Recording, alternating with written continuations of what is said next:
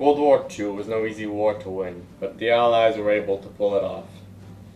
It all began with Germany. After World War I and the Treaty of Versailles had been drafted up, they were dissatisfied with the conditions it placed on them. They began to want more territory. They annexed Austria, and it was very clear that they had their eye on Poland at the end of the 1930s. Now, the Soviets weren't too keen on this. Poland was very close to the borders and they didn't want a bunch of Nazis right off their doorstep. Neither were Britain and France very happy with the fact Germany had been disregarding the treaty drafted up by the world. And so, Germany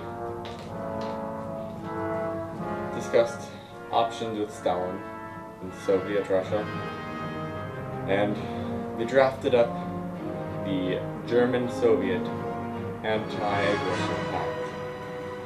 What this did is they promised each other 10 years of peace between the Germans and Soviets, and in return, when the Germans invaded Poland and the rest of Eastern Europe, they would share it with the Soviets. So, Britain and France both took a pledge to defend Poland and keep its sovereignty, regardless of who invaded it.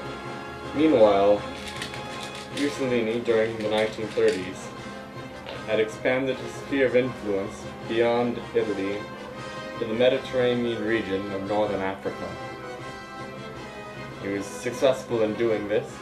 However, he exhausted his military, and they were relatively outdated by the time World War II began.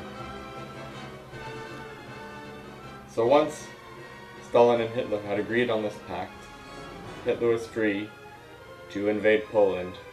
Now in doing this, he upset it again, the French and the Brits, and they declare war on Germany.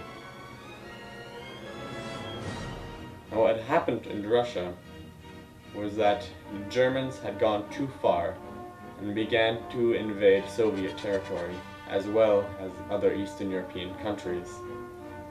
At this, the Soviets declared war on Germany, and as the old saying goes, enemy to my enemy is a friend. And so the Soviets, despite their socialist tendencies, were joined with the Allies.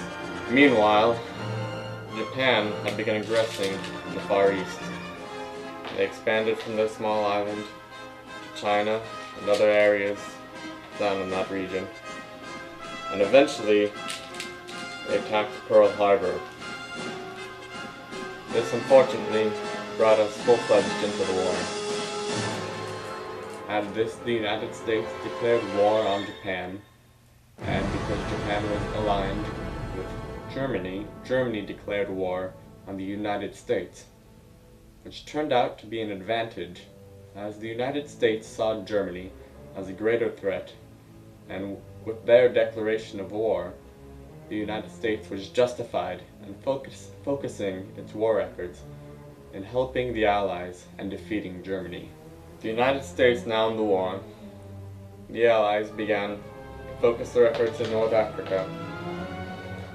There, they were able to remove the Italians and Germans and had a clear shot up through Italy. There were three options at this point. Russia was having a hard time of it on the Eastern Front, and troops could be sent to provide aid there, as they were in desperate need. Aid could also be sent to the Western Front in France, where they could remove the German occupation from the French area. Churchill proposed was that the Allies continue with their success in northern Africa and move up through Italy, taking down Mussolini's imperial dictatorship, and attack Germany from the south. Churchill's plan was agreed upon, and the Allies continued with their success in northern Africa, and moved up through Italy. The Italian government fell quite readily, but the Germans that were occupying the region remained very stubborn. Regardless, we continued through, and were able to attack from the south as well as aid the Western Front.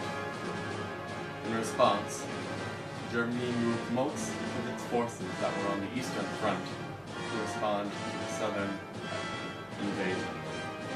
This allowed the Soviets, who had been having a very hard time of it, to begin to gather themselves and continue to encroach onto Germany.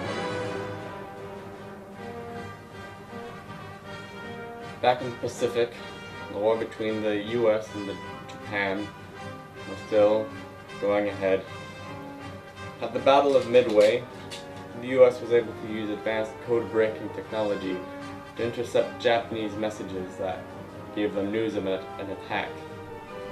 With this information, they were able to preempt their attack on Midway and began a series of island-hopping maneuvers, where they were able to go through and defeat most of the Japanese forces in the Southeast Asian seas.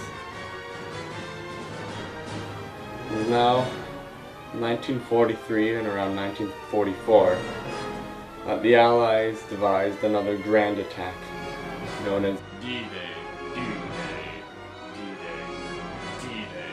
D-Day, happened June 6, 1941. The Allies gathered together and a large amphibian attack came in to the north of Normandy.